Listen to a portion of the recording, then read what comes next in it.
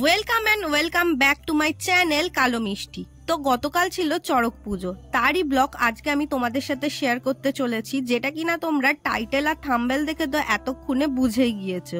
তো এই চড়ক পুজো কোথায় কিভাবে কাটালাম সেটা তো এই ভিডিওতে থাকছেই, তাছাড়া এই চড়ক পুজোর ইতিহাস তুলে ধরতে চলেছি এই ভিডিওর মাধ্যমে। তো চলো শুরু করা যাক। ভিডিও শুরু করার আগে তোমাদের সকলকে জানাই শুভ নববর্ষের আন্তরিক শুভেচ্ছা ও ভালোবাসা। আজ এই দিনটা তোমরা কিভাবে কাটালে সেটা অবশ্যই আমাকে কমেন্ট করে জানিও। তো তোমরা তো সবাই জানো যে আমি বসিরহাটে থাকি। বসিরহাটে কিন্তু একটা দুটো চড়ক পুজো হয় না, প্রায় ৮-৯টারও বেশি এখানে চড়ক হয় বড় বড়। আমি আমার বাড়ির পাশে যেই দুটো চড়ক হয়েছিল সেই দুটো চড়কই ঘুরতে গিয়েছিলাম।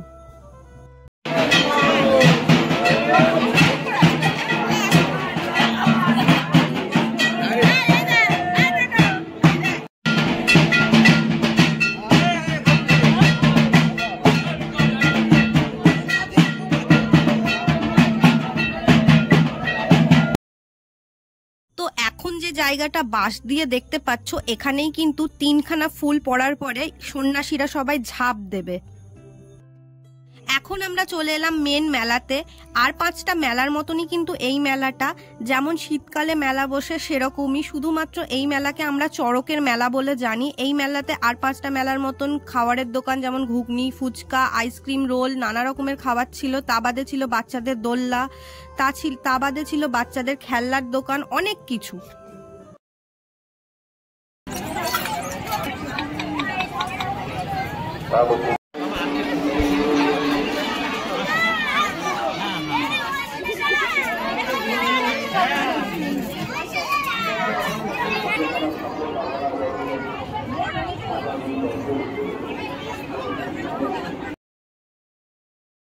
চড়ক পুজো পশ্চিমবঙ্গ সহ বাংলাদেশের হিন্দু ধর্ম অবলম্বীদের অন্যতম গুরুত্বপূর্ণ একটি পুজো। চৈত্র মাসের শেষ দিনে এই পুজো অনুষ্ঠিত করা হয় এবং অনেক জায়গায় বৈশাখের শুরুর 2-3 দিন ব্যাপী এই চড়ক উৎসব চলে থাকে। এই চড়ক পুজো চৈত্র মাসের পালিত হিন্দু দেবতা শিবের গাজন উৎসবের একটি অঙ্গ। চড়ক পুজোর অপর নাম নীল পুজোও বটে। গম্ভীরা পুজো বা শিবের গাজন এই চড়ক পুজোরই রকমভেদ। লিঙ্গ পুরাণ, বৃহৎ ধর্ম পুরাণ এবং ব্রহ্মবৈবর্ত পুরাণের চৈত্র মাসে শিবের আরাধনা সম্পর্কে নাচ গানের বিশেষ উল্লেখ থাকলেও চড়ক পুজো সম্পর্কে তেমন কোনো উল্লেখ নেই। চড়ক পুজো কবে কিভাবে শুরু হয়েছিল তার কোনো সঠিক ইতিহাস খুঁজে পাওয়া যায়নি। তবে জনশ্রুত রয়েছে যে 1485 খ্রিস্টাব্দে সুন্দরানন্দ ঠাকুর নামে এক রাজা এই পুজো প্রথম প্রচলন করেন। হিন্দু ধর্ম মতে চৈত্র মাসের শেষ থেকে বৈশাখ মাসের প্রথম পর্যন্ত ভক্তরা মহাদেব শিব ঠাকুরের আরাধনা করতে থাকেন।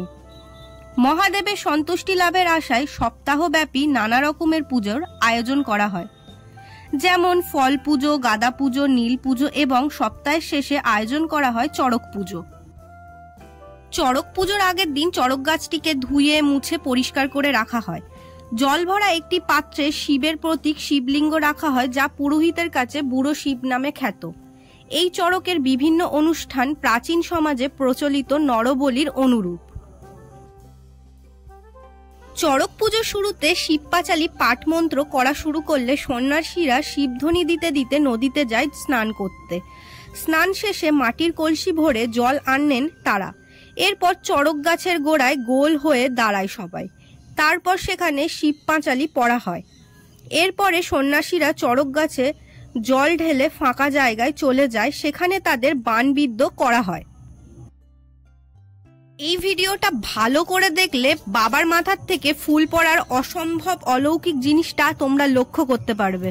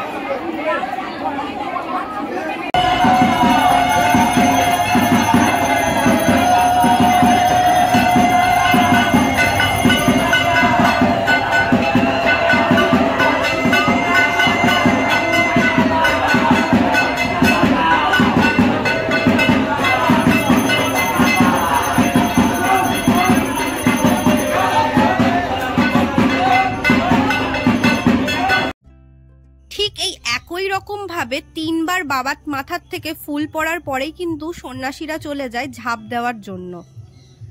আমি চেষ্টা করেছি এই ভিডিওর মাধ্যমে সমস্ত রকমের জিনিস তোমাদের সাথে শেয়ার করতে।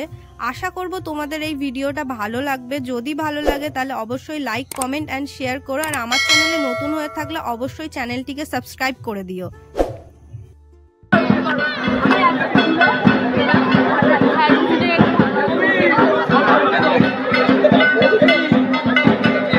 লাইকটা বেশি আছে, তাও ওই বিদ্যাটাও আমাদের দিয়েছে।